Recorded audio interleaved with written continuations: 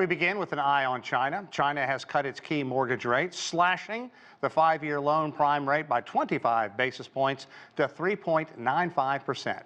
The People's Bank of China left the 1-year LPR unchanged. It is the largest rate cut ever for the reference rate and its first cut since May of last year. The move comes amid a struggling Chinese real estate sector. Officials hope the cut will allow cities to reduce their minimum mortgage rates, increasing demand for buyers. China's President Xi Jinping has called for the country to stay focused on nationwide modernization efforts. In a recent meeting with the Central Commission for Comprehensively Deepening Reform, President Xi hopes to focus on breaking down the red tape, delaying necessary reforms. Now, this comes along with other moves by Beijing to increase policy transparency. The Central Financial Commission, China's new financial regulator, is promising more predictability for regulations and policies in the hope that it will lure back foreign investors. Well, a lot at stake. Let's talk more about the Chinese economy and what we might see in 2024. And for that, we're joined by John Gong. John is a professor of economics at the University of International Business and Economics at China Forum expert. John, always a pleasure. Thanks very much. I want to get right to it. Let's talk about this latest move to boost property market, because if there is one thing significantly dragging down the Chinese economy, that is it. Absolutely. Real estate makes a very large portion of China's GDP growth in the past, decades or so. I think it's about, close to even 30% of the China's growth is coming from real estate, and this sector is not doing well. Of course, is dragging down China's economic growth. The central government has come up with a couple of measures, several measures, trying to at least help boost demand for real estate. I think, one sort of factor that stands in the way is, of course, China's demographic trend into the future. China's population is slowing down, if not already starting to decline. This sector has always been in the last few months, at least, there's been a sort of a headache for the government and also for the economic planning authorities.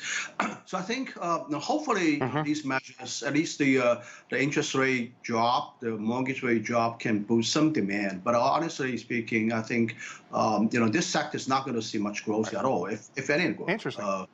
Yeah. Let's talk a bit about that, because the government has done a great deal over the past several months to try and get some spark within the property market.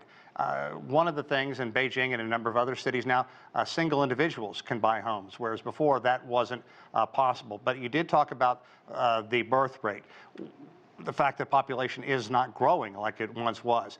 What are your predictions for the property market in 2024?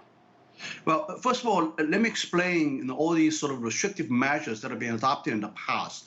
It used to be very hot real estate market, and over the years, local governments have introduced various kinds of restrictive measures trying to actually slow things down in the real estate market. In my view, all of these policies should be gone. They should be gone a long time ago, actually. I think it's already too late. But nevertheless, it's always never late than never. Certainly, all these measures needs to be gone. It's restricting single person to buy housing is just one of these measures. There's a couple of other things as well. All of these things should be gone. And as I said, I think as long as it's not declining sort of in a precipitous manner, I think it's okay. I don't really see much of a growth in this sector at all in the future. Just maintaining the current level, to adopt the inventories, to continue to see land being auctioned out. As long as these things are still happening, maintaining the current level, I think I'm already very happy. John, let's talk about some very economic good news. The travel information that came out following Lunar New Year, a temporary reprieve, if you will, or perhaps a more permanent sign of economic recovery. A couple of things. How good is this going to be, not just in the short term, but in the long term? And is this also going to free up more money for consumption? Because that is something critically important to China right now. Yeah, so I think one of the bright spots of China's economy is really in the service sectors. The service sectors have took a beating during the pandemic years, and now they're recovering. They're recovering actually pretty strong. If you look at the major statistics associated with the Lunar New Year Spring Festival spending, a lot of them have already exceeded the pre-pandemic 2019 level. Yeah. So I think the service sector is actually doing very well, and I suspect that it's also something structurally happening as well. That is that China's economy is moving more and more towards a sort of a service-oriented economy, just like practically all of the advanced developed countries, economies, where the service sector take a very large portion of GDP, and I think China is increasingly becoming like this, and I think this trend is unstoppable. I was also struck today reading, there was an opinion in opinion article in a lot of Chinese media today that reforms need to be embraced. This coming from the government at all levels, that China is facing the possibility of, quote, a wasted opportunity economically unless it continues to be aggressive and continue to act and continue to work in unity. Yeah. Well, I think what they're referring to is that the central theme, and actually I think the only theme should be from the government, from the governing party, got to be laser focused on economic development, and I think that's indeed the case. Right after the first day after coming back from the Spring Festival, several provinces have held working meetings, and all it's about economic development. So I think this is going to be a recurring theme in this year.